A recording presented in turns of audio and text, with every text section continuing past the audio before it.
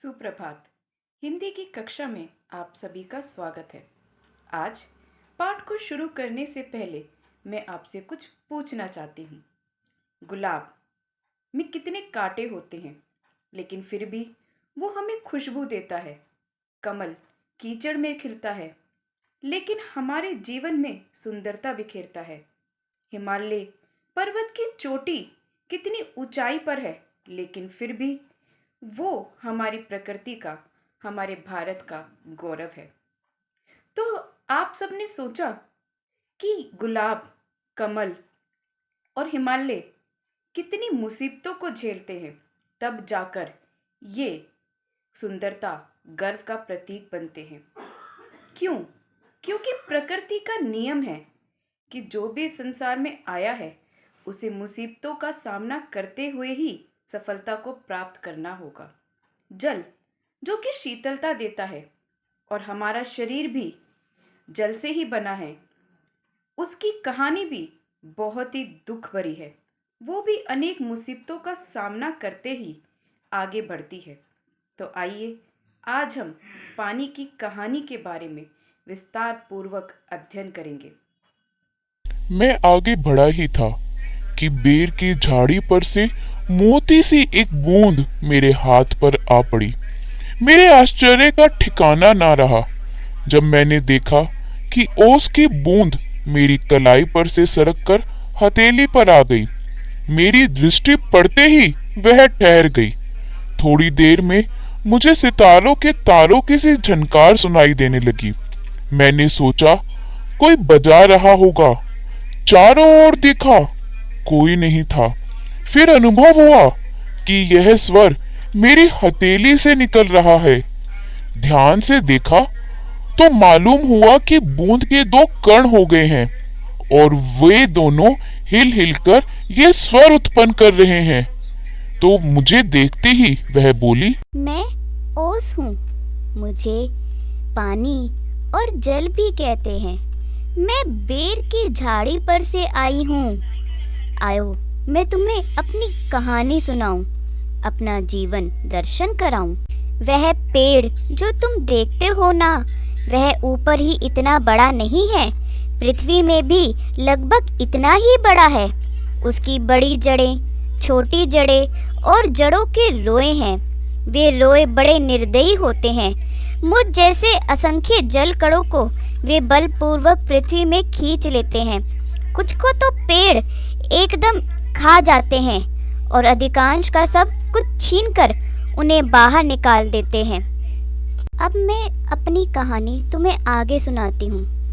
बहुत दिन हुए मेरे पुरखे हाइड्रोजन, जिसे तुम हाइड्रोजन कहते हो, ओषजन, जिसे तुम ऑक्सीजन कहते हो, ये दोनों गैसें सूर्यमंडल में लपटों के रूप में विद्यमान थी।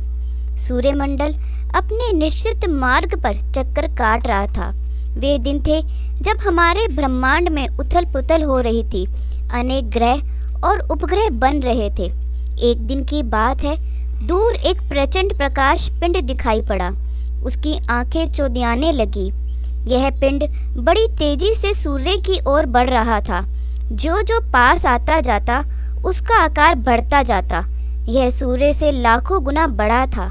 उसकी महान आकर्षण शक्ति से हमारा सूर्य कांप उठा। ऐसा ज्ञात हुआ कि उससे टकराकर हमारा सूर्य चूर्ण हो जाएगा। वैसा ना हुआ।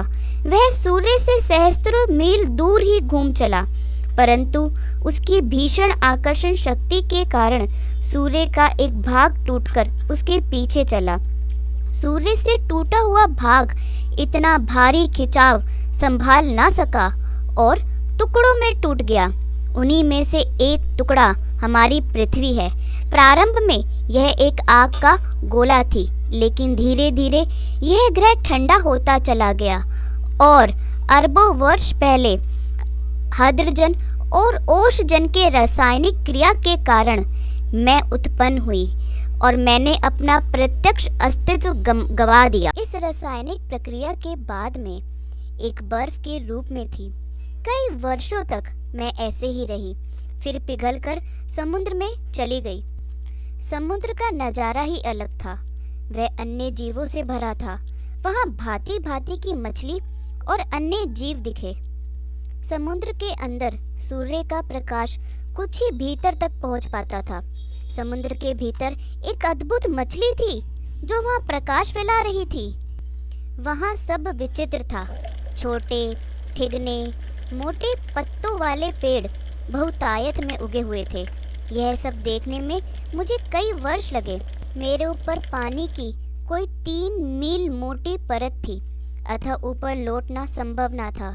मैं अपने दूसरे भाई के पीछे पीछे चट्टान में घुस गई। हम एक स्थान पर पहुंचे जहां ठोस वस्तु का नाम ना था। बड़ी बड़ी चट्टान लाल पीली पड़ी थी। फिर एक स्थान आया जहां पृथ्वी रह रह कर हिल रही थी। फिर एक जोर का धड़ाका हुआ और हम बड़ी तेजी से बाहर फेंक दिए गए।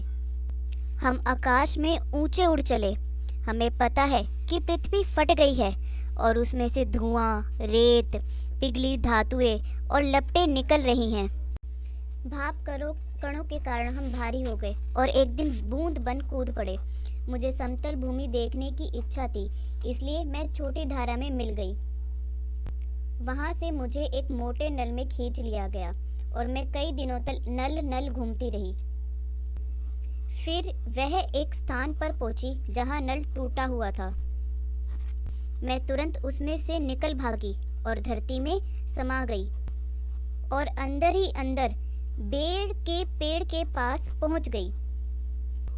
सूरज निकल आया था और अब मैंने कहा कि मैं तुम्हारे पास अब और नहीं रुक सकती। तुम मुझे नहीं रोक सकते।